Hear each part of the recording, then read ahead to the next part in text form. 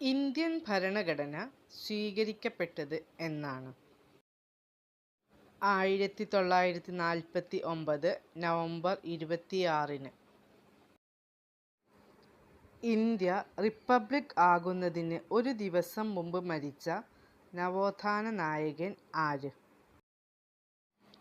Doctor Palpu. 1950 ജനുവരി 25. രാഷ്ട്രപതിയുടെ ഔദ്യോഗിക വസതി ഏത്? രാഷ്ട്രപതി ഭവൻ. രാഷ്ട്രപതി ഭവൻ സ്ഥിതി ചെയ്യുന്നത് എവിടെയാണ്? ന്യൂഡൽഹിയിലാണ് രാഷ്ട്രപതി ഭവൻ സ്ഥിതി ചെയ്യുന്നത്.